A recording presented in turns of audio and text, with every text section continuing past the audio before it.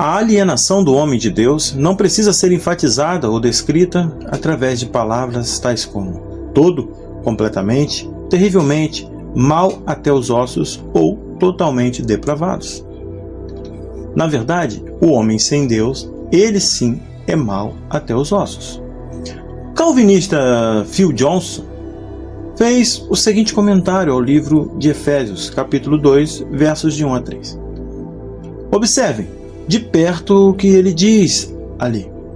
Toda pessoa não regenerada está espiritualmente morta, andando de acordo com Satanás, sendo por natureza filha da ira.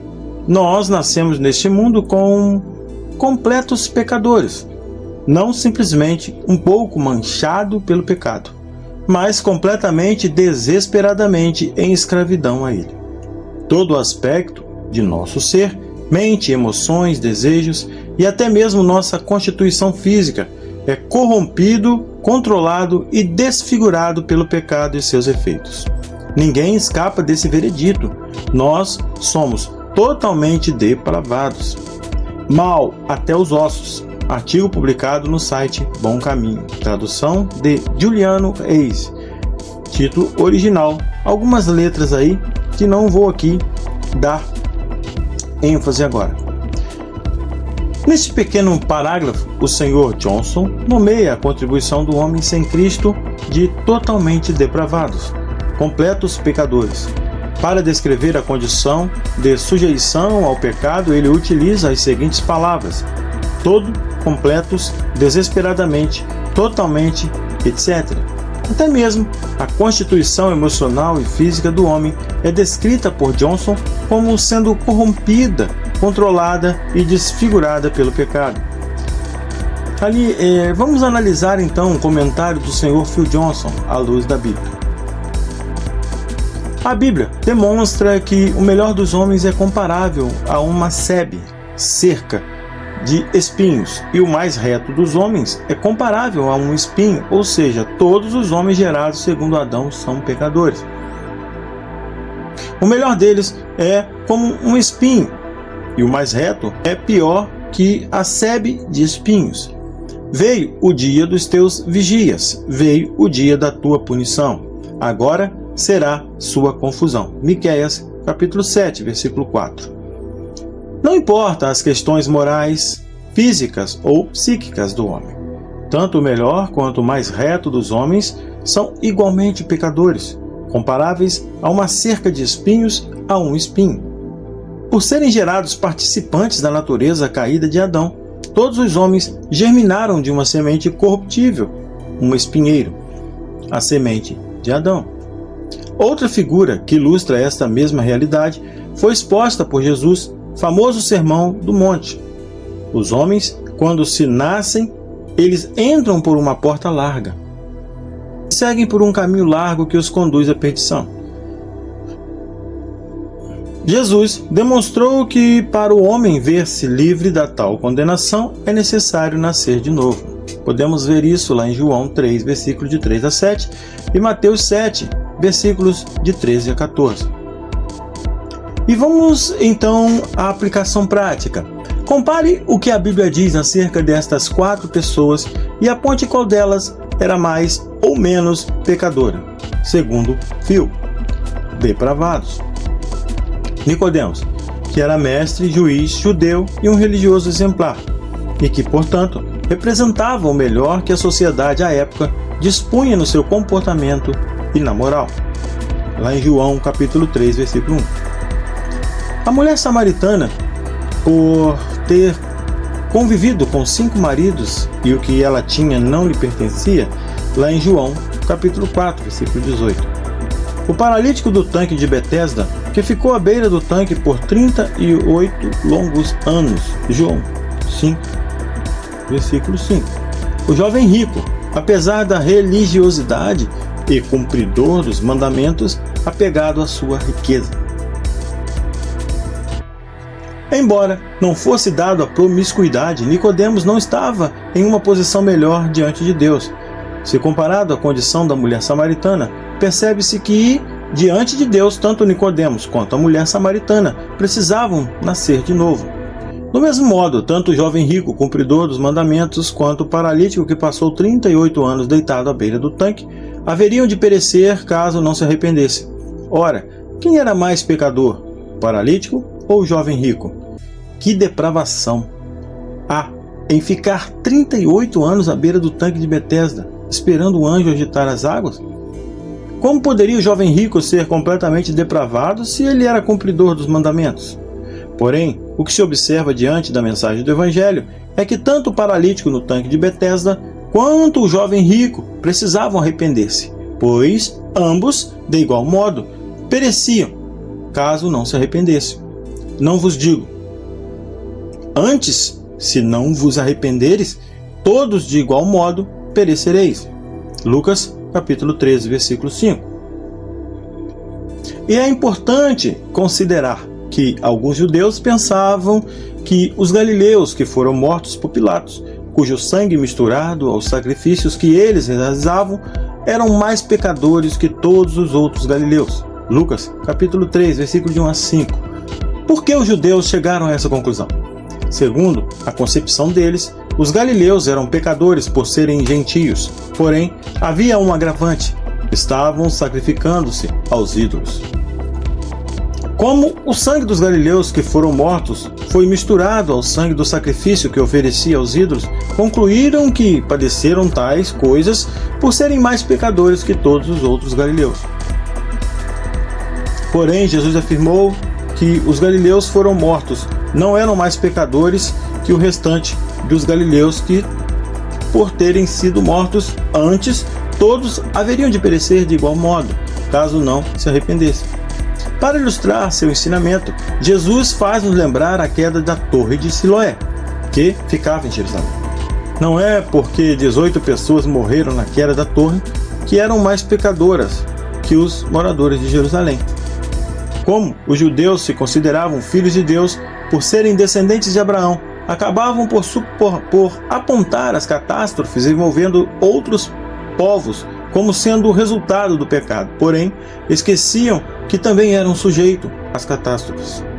Com base no alerta que Jesus deu, percebe-se que os judeus acreditavam, por serem descendentes de Abraão, que estavam em uma condição melhor diante de Deus, se comparado aos galileus que foram mortos por Pilatos. Mas Jesus demonstrou que todos os homens precisam de mudar de concepção acerca de como se alcança a salvação de Deus, ou seja, o arrependimento. Pois, se não mudarem de conceito, igual modo perecerão. Lá em Lucas 13, versículo de 1 a 5. Este evento em particular demonstra que é uma concepção humana, desprovida de respaldo bíblico. Apontar qualquer evento catastrófico, enfermidades, calamidades, deformidades, etc., como sendo provenientes ou causados pelo pecado. O que diz a Escritura em relação a isso? Segundo o que dispõe o profeta Miqueias, tanto o melhor quanto o mais justo dos homens são reprováveis diante de Deus e precisam nascer de novo. A reprovação divina não é por causa da moral, do comportamento, da psique, da condição física ou financeira dos homens. Os homens tornaram-se reprováveis, ou seja, desagradáveis diante de Deus por causa da condenação estabelecida em Adão. Em Adão pereceu da terra o homem piedoso. Todos deixaram de ser retos diante de Deus. Miqueias 7, versículo 2, Romanos 3, versículo 23. A Bíblia informa que toda a humanidade estava destituída da glória de Deus por pecarem. Romanos 3, 23. Ora, pecaram não por causa de questões psíquicas, físicas, morais, comportamentais, etc. Antes, pecaram porque foram vendidos ao pecado como escravos. É por isso que as Escrituras protestam contra os judeus, pois eles pensavam que eram salvos por serem descendentes de Abraão.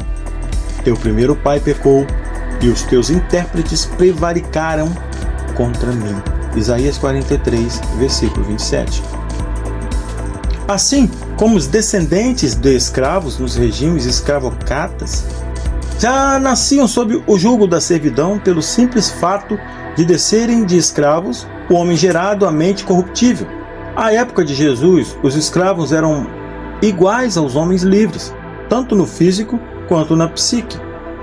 Ou seja, o fato de serem escravos não os tornava menos humanos que os homens livres. Porém, o que pesava sobre eles era o jugo imposto pela sociedade escravocrata. Semelhantemente, não é a psique, nem as emoções e nem os desejos dos homens nascidos sob a era do pecado que dos nascidos de novo. As emoções, elas são pertinentes a todos os homens e contempla tanto os que estão sob o jugo do pecado quanto os que estão sob o jugo da justiça. Fostes libertos do pecado e vos tornastes escravos da justiça. Romanos 6, versículo 18. O homem com Cristo é alvo das mesmas emoções que os homens sem Deus.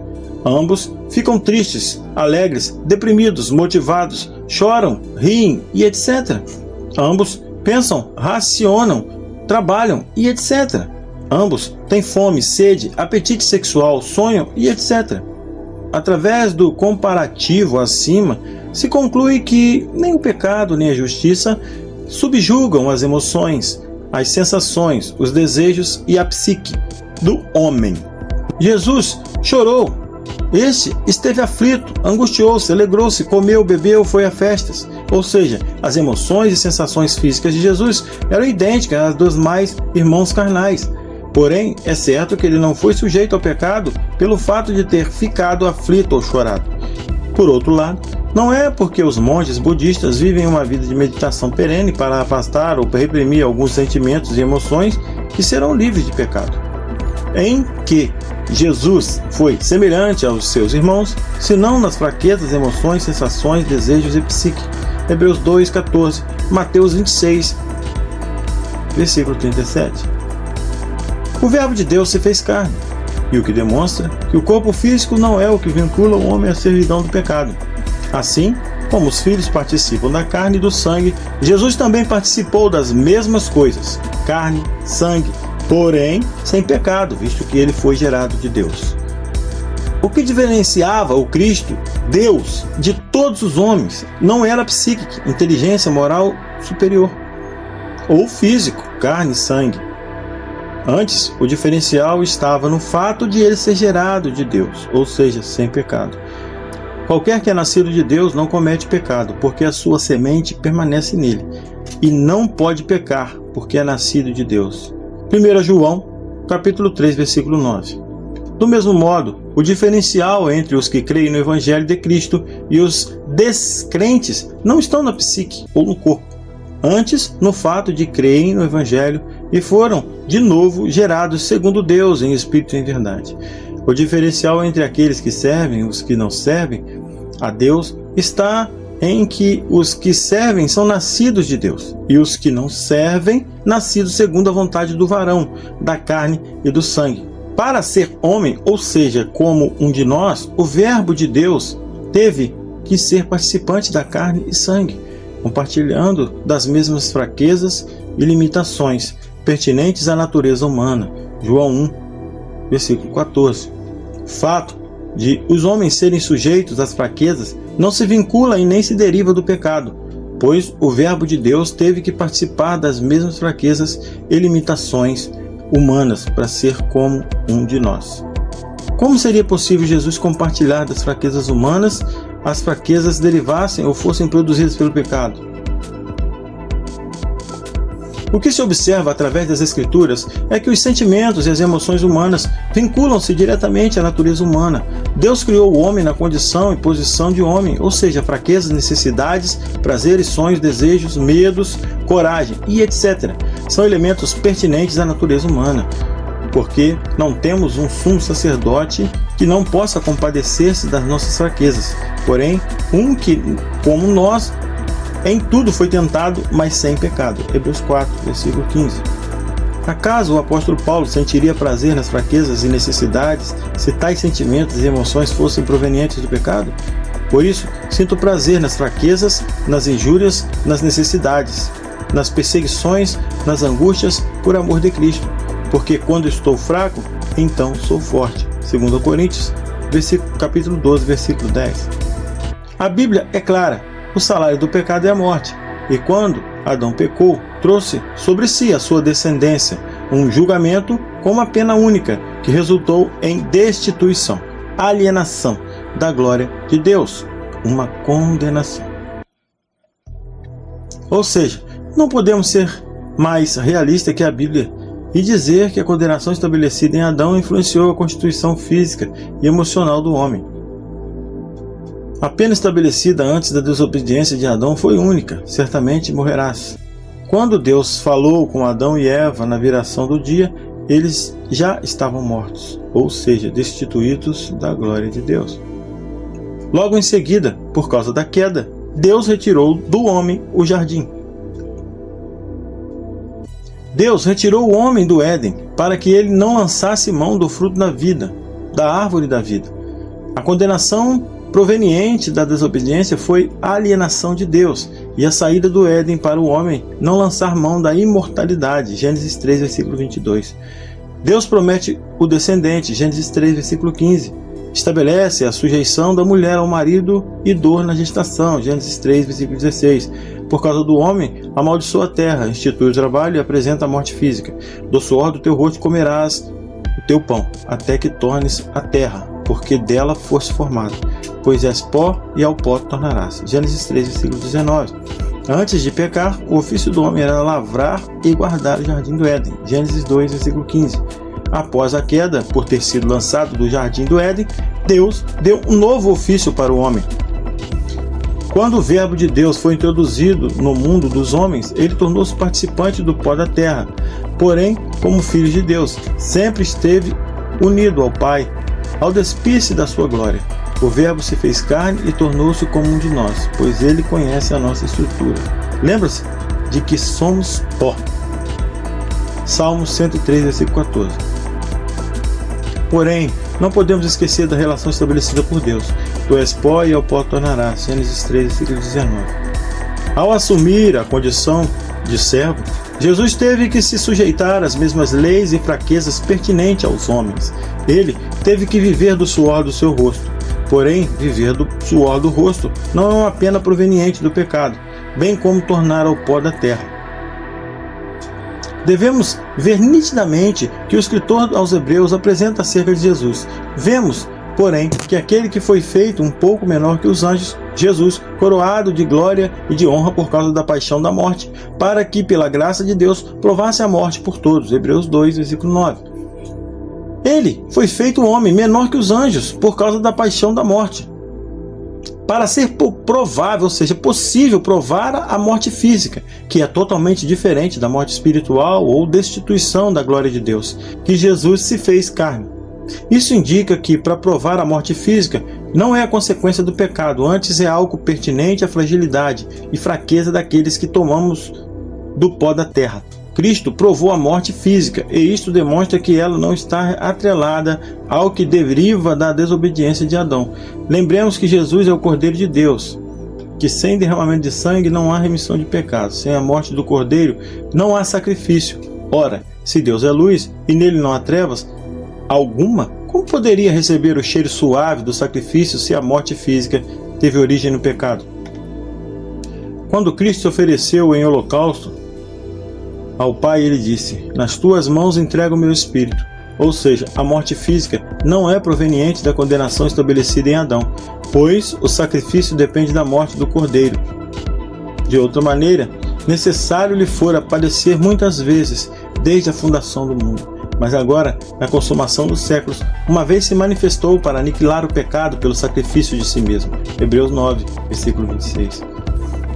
A condenação da humanidade é apenas destituição da glória de Deus. E isto, tão somente isto, já é por demais funesto. É indiscutível o fato da condenação e perdição do homem sem Deus. A alienação de Deus não precisa ser enfatizada ou descrita através de palavras tais como todo, completamente, terrivelmente, maus até os ossos ou totalmente depravados. Se admitirmos que o homem sem Cristo é completamente, totalmente perdido, talvez teríamos que admitir que os salvos são completamente, totalmente, terrivelmente salvos. O julgamento e condenação da humanidade ocorreram em Adão e a pena estabelecida foi por alienação de Deus. Romanos 5, versículo 18, João 3, versículo 18. A Bíblia descreve este estado sendo como separação, destituição, alienação de Deus. Ora, não há necessidade de superlativos ou adjetivos adicionais para se enfatizar ou demonstrar qual é a condição da humanidade sem Cristo, visto que não a Bíblia o uso do superlativo para descrever a condição do homem sem Deus. Não podemos confundir a universalidade do pecado quando se diz todos pecaram e destituídos estão da glória de Deus, com a ideia de que o perdido é totalmente, completamente, irremediavelmente perdido. Se a ideia contida na palavra depravado refere-se à condição daqueles que creem em Cristo de alienação de Deus, podemos dizer que o homem é totalmente depravado, completamente perdido. Porém, por que não simplificar e falarmos como dizia o apóstolo Paulo, todos pecaram e destituídos estão da glória de Deus? Por que transtornam a ideia apresentada por Paulo, introduzindo a palavra totalmente? É certo dizer que todos pecaram e estão totalmente destruídos da glória de Deus? Que ideia a fala procura transmitir no totalmente depravado? O artifício de distorcer a palavra de Deus, introduzindo uma única palavra, foi utilizado no princípio por Satanás. É assim que Deus diz, não comereis de toda a árvore do jardim? Gênesis 3, versículo 1. Porém, se a ideia que procuravam enfatizar através da palavra depravado detona a perversão, é fácil perceber que em todos os homens são totalmente pervertidos. Os judeus, à época de Cristo, eram pervertidos? Os monges que se isolam nos mosteiros são pervertidos? Que dizer das pessoas regradas que vivem nas sociedades orientais? Nicodemos era um homem depravado? Que dizer do homem comum da nossa sociedade? O que se depreende do texto do calvinista Phil Johnson é que a depravação total refere-se a um possível controle que o pecado exerce sobre a psique, emoções e desejos, influenciando até mesmo a condição física do homem, causando todos os males. Diante desta afirmativa, vale questionar: o pecado desfigura o homem? Ora, os discípulos perguntaram ao Messias sobre quem pecou quando avistaram um paraplégico. A resposta de Cristo foi enfática: nem ele pecou, nem seus pais, mas assim foi feito para que se manifestasse nele as obras de Deus. Lá em João 9, versículo 3, está escrito isso. Diante da resposta de Cristo, fica demonstrado cabalmente que o pecado não é causa de qualquer deformidade ou deficiência física. Ora, o intérprete das Escrituras não pode confundir os vários comparativos que as Escrituras estabelecem entre o pecado e as enfermidades e admitir que as enfermidades físicas são provenientes do pecado. O pecado é comparado à lepra, porém a lepra não decorre do pecado, pois o salário do pecado é uma única cédula, a morte, proveniente de uma justa pena, ou seja, a destituição da glória de Deus. Colossenses 2, versículo 14. O pecado não decorre de um dilema moral, pois se assim fosse, teríamos diferentes níveis de pecado e uma só punição. Porém, a Bíblia demonstra que o pecado é a condição permanente, a natureza destituída de Deus. Quando Davi foi concebido e gerado, ele foi concebido e gerado na condição de destituído da glória de Deus, pois esta é a condição de todos gerados segundo Adão. Salmos 51, versículo 5. O pecado é uma condição da qual o homem não consegue por si só livrar-se, porque tal condição está vinculada à natureza herdada de Adão. Para se livrar do pecado, é necessário que o poder de Deus contido no Evangelho, visto que através do Evangelho Deus faz toda nova carne, todas as coisas se formam novas através dele. Concede um novo espírito e um novo coração aos homens. Lá em Salmos 51:10 nós podemos ver isso. Quando Paulo disse aos cristãos que estavam mortos em delitos e pecados, antes de conhecerem a Cristo, ele somente estava demonstrando que todos estavam destituídos da glória de Deus, lá em Efésios 2, versículo 1. Que eles seguiam o curso deste mundo, ou seja, a alienação eterna de Deus, que é o mesmo curso do príncipe da potestade do ar. O apóstolo Paulo estava descrevendo a condição do homem sem Deus e não os feitos do homem sem a sujeição ao pecado, filhos da ira e da desobediência, ou seja, filhos de Adão. Qual a vontade da carne, ou seja, a vontade da natureza decaída, a carne em Efésios 2:1, e não a constituição física do homem, antes diz a natureza decaída proveniente de Adão. Ora, não podemos esquecer que o que é nascido da carne é carne, mas o que é nascido do Espírito é Espírito. A vontade da carne é o mesmo que inclinação, e verifica-se que é a vontade da carne que todos os homens sem Cristo sigam para a morte. Romanos 8, versículo 6. Os que estão na carne, ou seja, que foram gerados de Adão, não podem agradar a Deus. Estão em inimizade contra Deus, inclinam-se para a morte, fazem a vontade da carne, diferem dos nascidos do Espírito. Por isso que Paulo, ao descrever aos Gálatas, disse: pois a carne deseja o que é contrário ao Espírito, e o Espírito que é contrário à carne. Estes opõem-se um ao outro para que não façais o que quereis. Gálatas 5, versículo 17. A oposição carne versus Espírito resume em morte e vida, conforme depreendemos do que lemos em Romanos 8, versículo 6. A inclinação da carne é inimizade contra Deus, pois não é sujeita à lei de Deus, nem a verdade o pode ser.